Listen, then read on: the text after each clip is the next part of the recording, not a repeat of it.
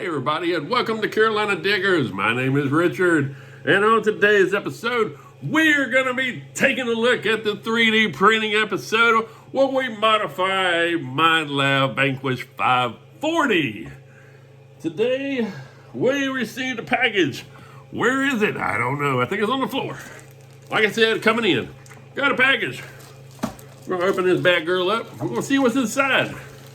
Hopefully, it's something good and not something bad. Whoa, look at that. Get the bag off. That old bag. Look at that. Woohoo! Bam! eSun filament. And it says it is, bam, 1.75 millimeter PETG 3D filament, solid black. Because the piece that we're going to be printing is going to be black. Yes, black.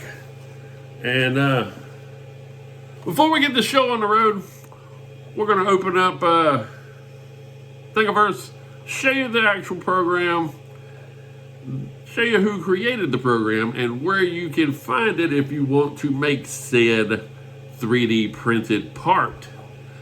And then after that, we're going to change the filament. We might even show you what's changing the filament. I mean, it's going to be action-packed. I mean, you better get your Coke and chips and be ready. Let's take a look, shall we? Guys, at the time of the episode, we're actually using Ultimaker Cura version 4.12.1. In case anyone is wondering what version of slicer that we're using for this episode. But going back to Cura, we've already went to Thingiverse and have already gotten the files to go ahead and start printing. I thought I'd go ahead and show you right now what it would look like on the slicer.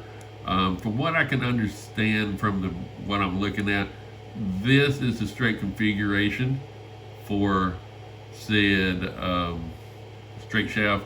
I think this goes where the shaft used to go, but I'm not 100% sure what this little roundy thing is. It looks like a thumbtack.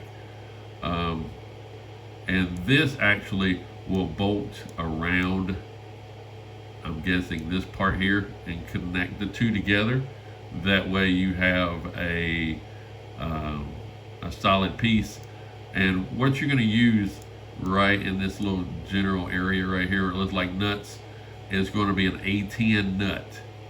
Letter A is an alpha 10, 10. And yeah, let's go ahead and use the slicer and see what it's going to say it will take. We'll do the slice. There we go. Going up. Hopefully this won't take 4 days and 27 hours.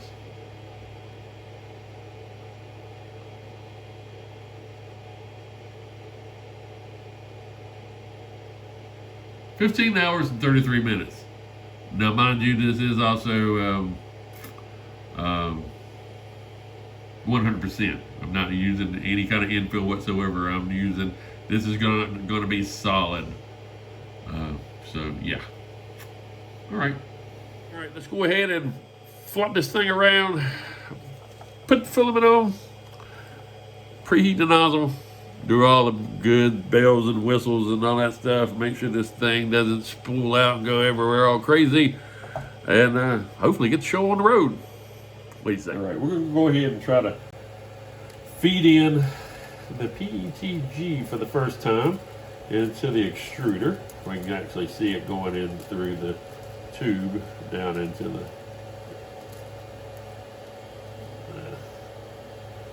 piece itself. We're going to try to shoot out some stuff inside it that's already in there, like that blue PLA we had in here before. It was a kind of a clear Carolina bluish color-ish.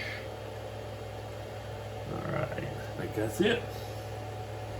Let's go back over here and we'll take a look and see what all we put. You can tell when you're changing out filament, you want to make sure you get all the old crap out of there, which is the clear bluish color, and you want to run enough filament out so that you all you see is black.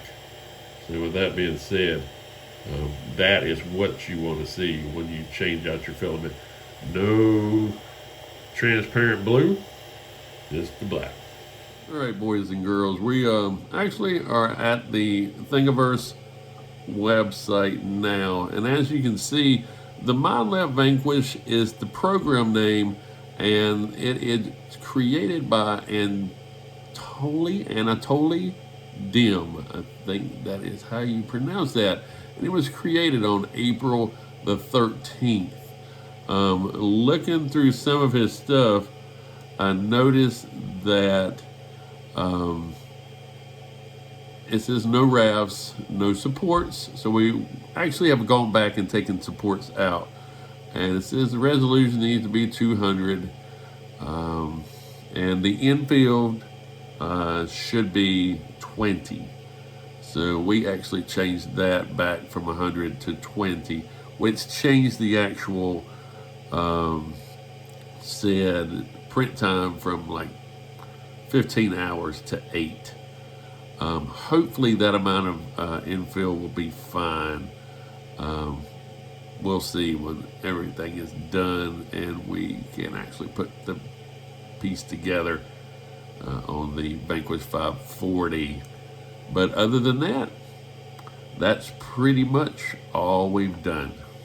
Now right now what it's getting ready to do is it's going to heat the bed where you see the 50% or 50 degrees. The bed is going to heat up to 50. It's going to show at night. It's 24 right now, 25. Once the bed is at the right temperature, then it's going to preheat the nozzle temperature to the left, which says 220 right now. I think it's going up to 240. So, with that being said, once everything's said and done, we'll get the show on the road. She'll start printing. Right, guys. While we're waiting for the bed to preheat and the nozzle to preheat, I'd like to go ahead and tell you that we are actually using a base Creality CR10 that has been upgraded. I put Z gantry supports on the front, which will hopefully help with any kind of ghosting issues or any kind of little instability when it prints. And this also has a second Z gantry motor, so it's actually dual Z's on the back. So instead of being on one side and it's kind of like being all wonky going up, yeah, you have dual Z gantries, which is kind of cool. Upgraded myself.